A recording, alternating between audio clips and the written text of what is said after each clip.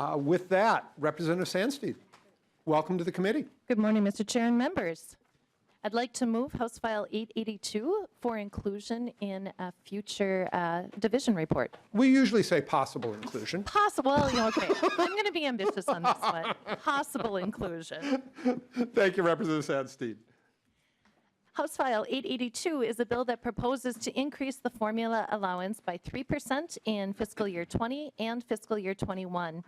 This provides an increase of $189 per pupil in fiscal year 20 and $195 per pupil in fiscal year 21. House File 882 also ties future formula increases to inflation starting fiscal year 2022 and later based on the CPI. The per pupil basic formula is the largest source of revenue for our school districts, accounting for approximately 56% of a school district's total operating revenue. Since 2003, the formula has not kept up with inflation, and according to MDE, the fiscal year 19 formula allowance is $617 lower than the fiscal year 03 formula allowance after adjusting for pupil unit weighting changes in inflation. Adjusting the formula to inflation provides school districts predictability and stability, which they greatly need to be able to plan programming and making staffing decisions. With that today, I have several testifiers. Starting out is Dr. Michael McKenzie. Dr. McKenzie, welcome to the committee. Please state your name for the record and proceed with your testimony. Thank you. Michael McKenzie. Good morning, Mr. Chair, members of the committee. I've been a teacher for 30 years now, and I'm currently the president of the Wiper Lake Teachers Association. I'm here to testify in support of House File 882. As you know, not only does it increase the funding formula by 3% each year of the biennium, but it also ties the formula to inflation. Public schools are scrambling for resources. That's because we've had a 15-year history of underfunding our schools. One of the biggest problems is the state's share of funding hasn't kept up with inflation. It's 18% less than 2003 in real dollars. That means 93% of Minnesota's 330 school districts received less per pupil aid in real dollars in 2019 than they did in 2003. Another problem is the chronic shortfall of special education funding. Minnesota school districts this year alone spent $750 million on special education costs the state and federal governments were supposed to pay for but didn't. In White Bear Lake, our yearly special education cross subsidy is a bit more than $11 million now. So what has that meant for the schools? I can tell you what's happening in White Bear Lake. Budget reductions cause higher class sizes. They cause individual elective classes not to be offered. They cause support staff hours to be cut. They basically reduce schools to what's required instead of what's best. Imagine how the talks in this room would be different every 2 years if we tied the funding formula to inflation. Instead of starting the conversation about how we can afford cuts, we can begin by talking about how to make our schools better. We can begin by talking about investing in what our students need: smaller class sizes, more student support like paraprofessionals, school counselors, nurses, social workers, and bringing back lost electives that inspire our students to continue on in education. Please support House File 882 so Minnesota can get closer to full funding of public schools and closer to the funding that our students deserve. Thank you for your time today. Thank you. Next testifier we have is David Law, Superintendent from Hennepin.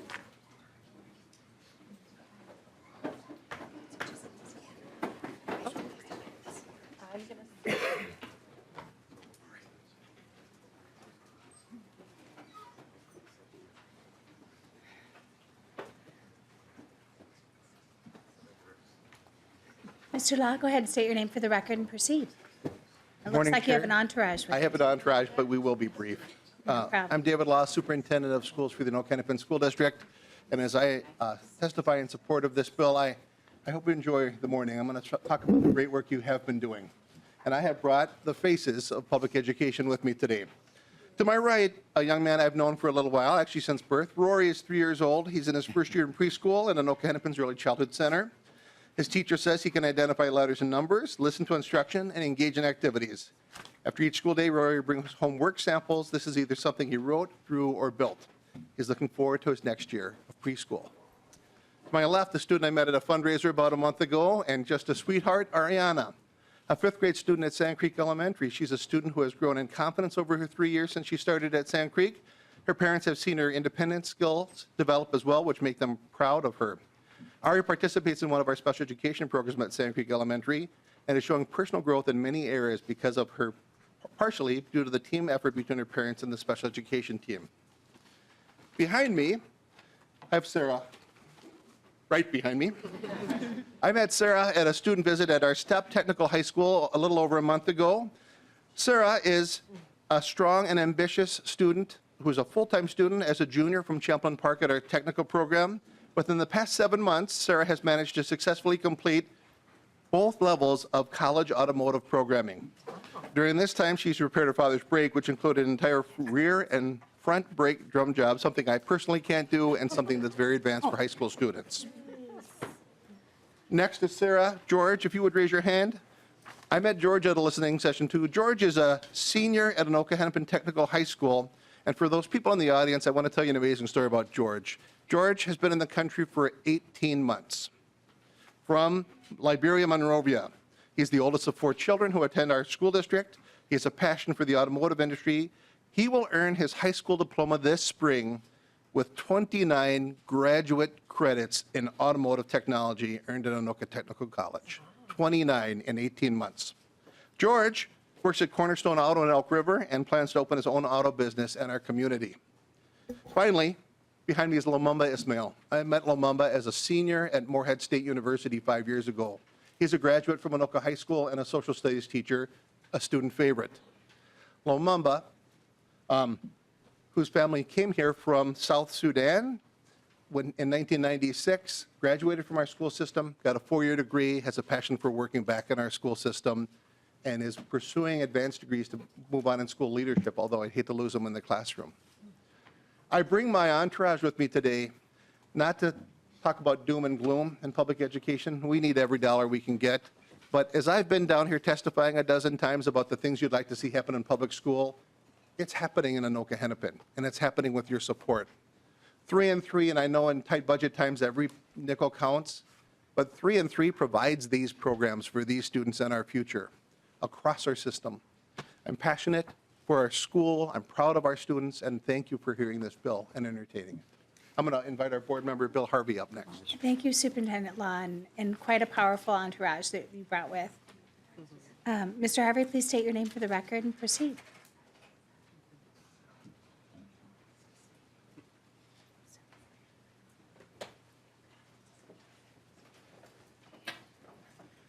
Madam Chair, Bill Harvey, Anoka Hennepin School Board. Thank you all. Thank you for the work that you do every day to support E12 education and the funding.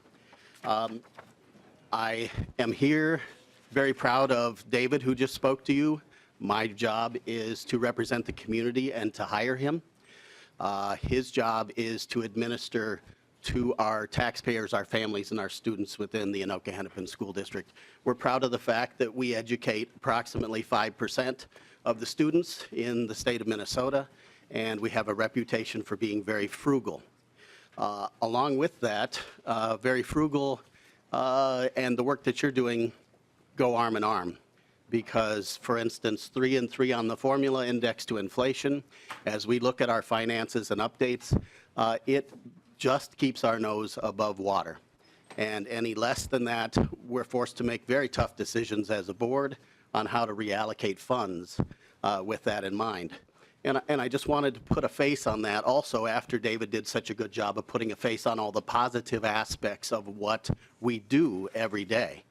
The challenge is, tonight I have a school board meeting, and a huge part of our agenda is to terminate probationary teachers. Because we don't have a consistent funding expectation. We have an expectation, but we can't count on the political nature of what you do to give us assurances that 3 and 3 and support for the special education cross subsidy is going to be sufficient to administer the programs that we try so hard to work toward. In the fall of 2017, our district reached out to our taxpayers because our buildings were averaging 52 years of age. We had at one time almost 100 portable classrooms, and we wanted to try to do the right things, secure our perimeters, update our buildings, and we asked for a levy from our taxpayers to support that. They supported us. At the meeting tonight, I have to terminate a lot of great educators. I know there are great educators sitting at this table. Thank you for serving. But we have to let go people that we work so hard to get. Teachers, young teachers with great talent, teachers of color, and it's tearing my heart out to have to make that decision tonight because of the budget ramifications that we're looking at. Thank you again for your work to make 3 and 3 something permanent and index to inflation something permanent, and support for the education, special education cross subsidy. Thank you again. Thank you, Mr. Harvey, and thank you for your work on school board as well. We have Brandon Luneck, Superintendent for Moorhead, next. Please state your name for the record and proceed.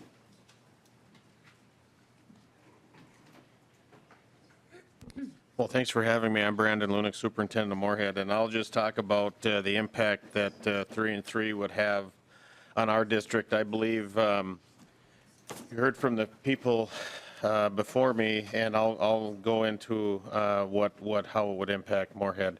One of the things that we're trying to focus on in Moorhead is increasing our counselors and social workers staffing. Currently, our staffing model is way behind what the national organizations recommend. And so for us, we would really take that 3 and 3 seriously and use that to incorporate more staffing into our student support services. And the other thing that it would go to address is the ever-growing special ed cross subsidy, which I think the other folks in front of me have mentioned as well.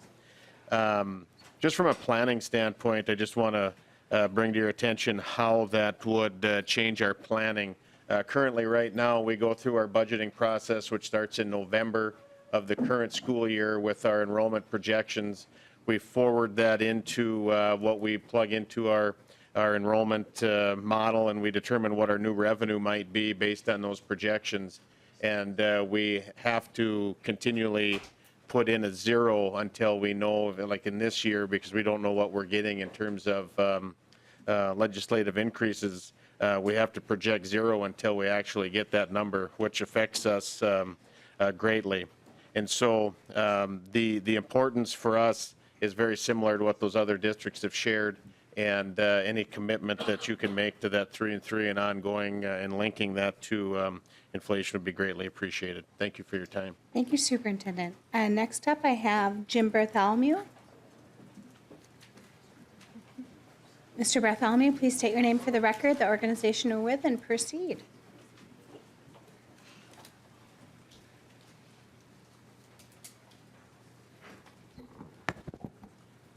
Hello, Madam Chair, members. My name is Jim Bartholomew with the Minnesota Business Partnership. And to start, I'd like to thank Representative Sandsteed for taking your time to talk about the bill with us. I'd like to briefly testify on one specific aspect of House File 882. It's contained in lines 1.13 through lines 1.17. And this would automatically increase the formula allowance by the rate of inflation. Our concern with this provision is that by providing automatic inflationary increases, your ability to manage future state budget commitments will be significantly limited. For example, what happens when the state next suffers through another recession and revenues come in significantly lower than expected? If the formula is automatically increased, we're concerned you'll lose flexibility to balance the needs of other state spending priorities. As a result, we'd ask that you not adopt the automatic inflationary increase, which would unnecessarily limit options available to future legislatures. Thank you. Thank you, Mr. Bartholomew. And with that, I think we'll see, is there anybody else in the audience that would like to testify on this bill? Seeing none, Representative Sandsteed, some comments, and then we'll go to member questions. Thank you very much. I just want to say that I realize that this is a very ambitious bill, but I'm not ashamed to bring it forward because being in the classroom, even now, I know how important this is to all of our school districts. First of all, the formula increase is what we have heard across the board, our number one tool for school districts in being able to have flexibility to meet the unique needs of individual school districts. It's got to be on the funding formula. I understand Mr. Bartholomew's concern over tying to inflation, but I think it's actually the right thing to do in terms of what happens in the event of a downturn. Our schools remain intact, our schools remain strong, and that's what we need across our state in public education. It is bold and it is ambitious, but I think we need to do it now. This is a big ship that we are trying to turn, and I think if you invest now, invest early, and invest wise, it will pay off in dividends. I also really would like to resonate the comments by Bill Harvey, the school board member. Stable funding helps with predictability and planning and staffing. It's not just hard on our school districts. When they have to make cuts, they have to place, we're coming up to the spring where we have ULAs. It's a terrible time for our districts, and it's a really terrible time for our teachers that we already know we have a shortage of. So the practice of having to put them on a ULA or let new talented teachers go, probationary teachers go, because the funding is not there, is just practicing, it's repeating a practice that we know doesn't serve our students or our districts well. They have to, but we need to do something different. And I truly, truly believe that adequate funding, tying it to inflation, isn't the perfect fix, but it is definitely a step in the right direction. Thank you, Representative Sandsteed. Member questions. I have Representative Hewitt. Thank you, Madam Chair. I would like Dr. McKenzie and Mr. Harvey to come back up.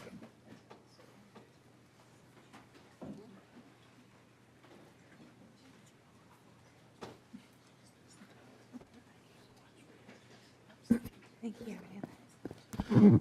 Good morning. Dr. McKenzie flew? Yeah. Okay, I can ask Mr. Harvey here. Mr. Harvey, you said in your testimony that you're looking at pink slipping, how many teachers?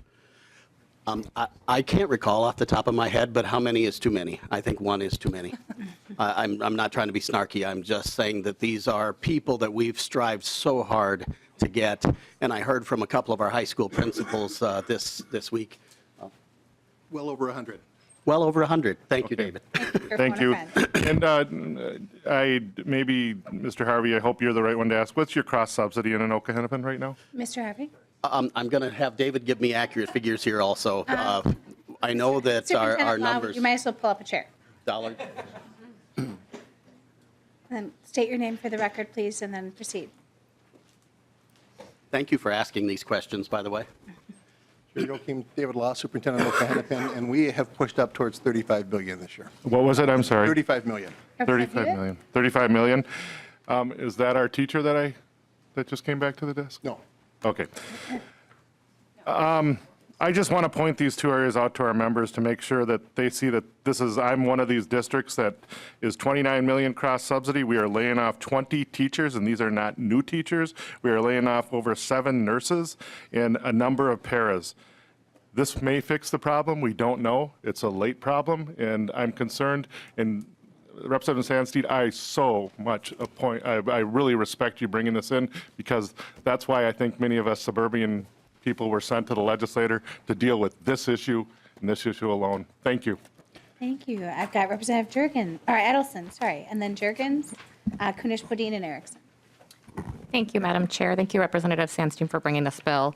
I appreciate your comments. And to that, I hope we can get as close to a 3 and 3 as we can. I truly do. But I wanted to thank Superintendent Law for bringing the students in from the young to the graduating student. I think that oftentimes we debate policy here. We think about things in numbers and we don't think about them in students. So I really appreciated seeing the students, and I want to thank the students for being here too.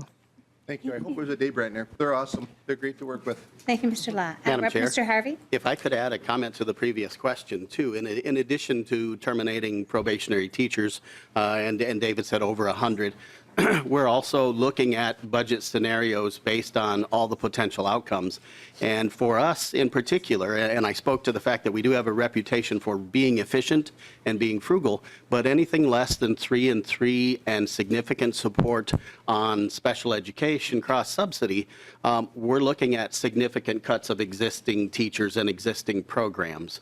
Even at 3 and 2 with significant support from the governor.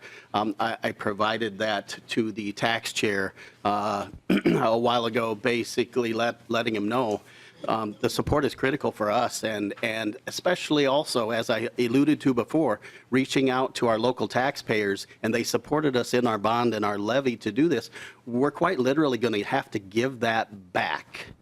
And that's, as a board member, very disappointing to tell the community, thank you for voting yes, but because of not receiving what we consider adequate funding at state level, we're now going to give some of those progress pieces back where we hired additional teachers for programs. Thank you. Thank you, Mr. Frey. Representative Hewitt, you had a quick follow-up? I did have a quick follow-up, Madam Chair. Thank you for the, yes, we're in a process of a levy too, and I just wanted one last simple question of your, how big is your class sizes in the high school right now?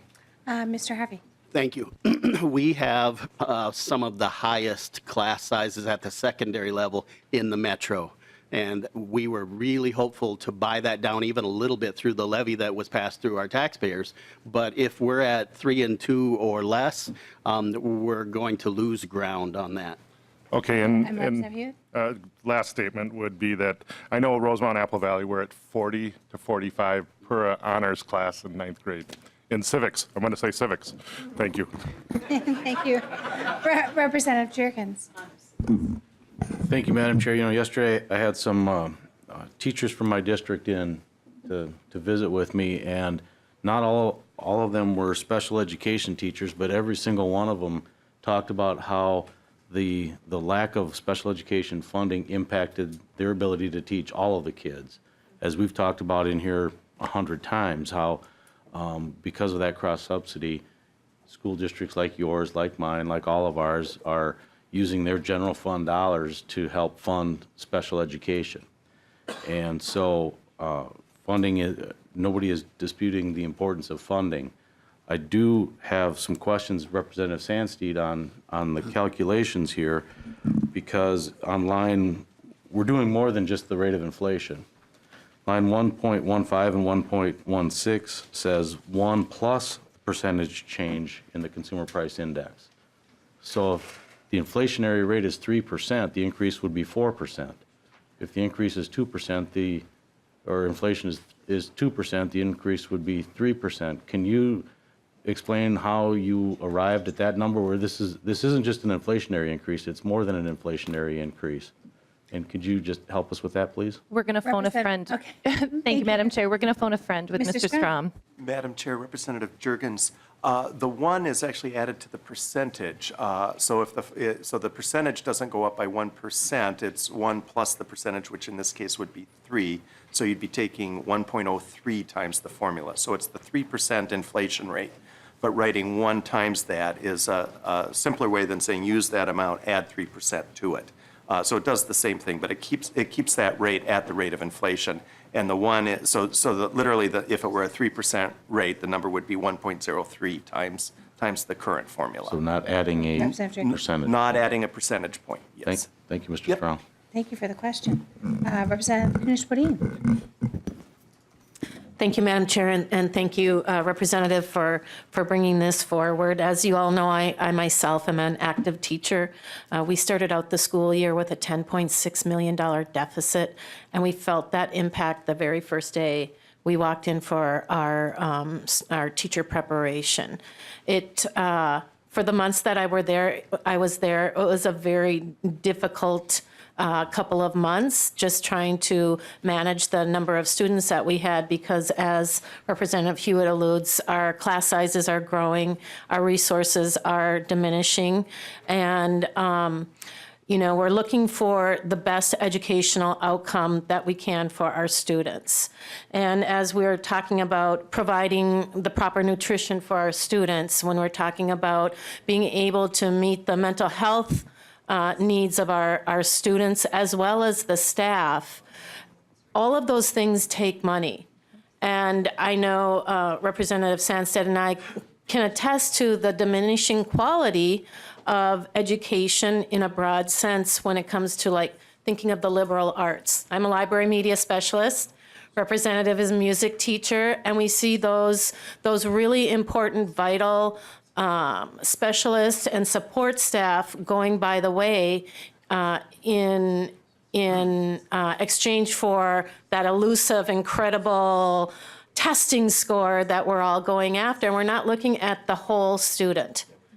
And we're not looking at the well-being of the staff.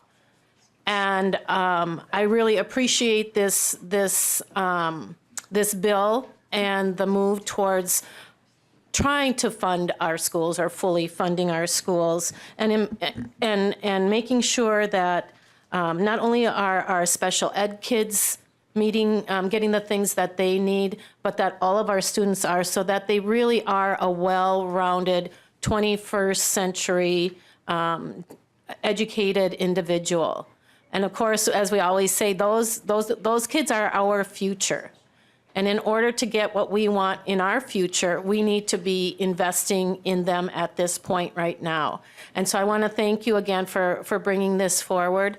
And I really hope we take that bold step and get back to really fully funding our educational system in the way that it should be. Thank you. Thank you. Representative Erickson is our last one on the list, and then we're going to move on. Thank you, Madam Chair, and thank you, Representative Sandstead, for bringing forth this proposal. I'm wondering, have you considered how you're going to ensure that there's parity between the metro and the non-metro schools, considering we have compensatory aid and so much of what drives up more funding for metro is based on the free or reduced lunches? Representative Sandstead. Madam Chair and members, that is a great question, and I appreciate it very much. This is what I see as being the first step in fixing funding for education. I think this is the first step that we need to do that brings the necessary changes that all of our school districts are looking for. It is not the only step. And I think what comes next is going to be dealt with through either a task force or a work group or something that's looking at formula fund or the funding across the board. I think there are many changes, as I have testified to before, that need to be made, but I think this is the one that we need probably most desperately, and it allows the flexibility across the state from district to district to address the unique needs of every single school district. And it puts us on a path, it puts us on a trajectory to offset instability in the event of a downturn in our economy. So more to come. Madam Chair, follow-up. Representative Erickson. Mr. Harvey, please. As a school board member, Mr. Harvey, you're going to have to do some, if this becomes law, you're going to have to do some future projections. So what does a board do, just very, very briefly, to anticipate this kind of funding increase and then based on inflation? You know, what will you do? Because you're still going to have all those costs and they're going to rise and you're going to be negotiating higher salaries for everybody. So what will you do as a board? Mr. Harvey. Thank you. Thank you, Madam Chair. Thank you. So we do this currently, and we run a number of different scenarios, which was the document I held up at all the different levels. But once again, I so appreciate this legislation being brought forth because it does not catch us up from way back to 2003, probably. I'm trying to remember the numbers there, but we're to a point where we experience devastating cuts every time we fall short of a 3 and 3. If 3 and 3 were indexed to inflation and made permanent, it would give us the stability to make choices based on programming. It doesn't change the fact that our negotiations with our bargaining units will still have to be realistic, but we've had a building process over the last couple of years where the relationship with our bargaining units and our school board and our administration has become much more healthy and transparent. And the realities of those collaborative discussions and negotiations, I'll even say to the point where I think it was 2 years ago, I was knocking on the doors of some of your offices, walking arm in arm with our representative from Anoka Hennepin Education, Minnesota. So we were walking in together saying 3 and 3 is what we're both asking for, what we both need as organizations. And I've represented Minnesota School Boards Association and the Association of Metro School Districts and Schools for Equity in Education and served in various roles in all those organizations. And we are all singing the same song. So thank you. The question is great, but it wouldn't change how we do things. It would just give us some stability to not have to ride this roller coaster, and it wouldn't be so painful to our community when we've worked so hard to secure young, new talent and teachers of color and special education teachers. And tonight, when I have to terminate over 100 of those positions, it makes it tough to sleep. It really is not my ideal situation. We love to celebrate all the great things we're doing in Anoka Hennepin and some of your other educators. Many of you are, I know, thank you.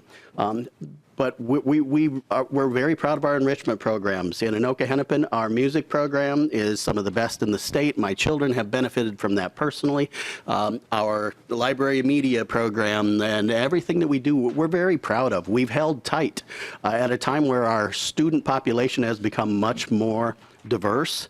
Our achievement gap has not increased. It's shrunk slightly.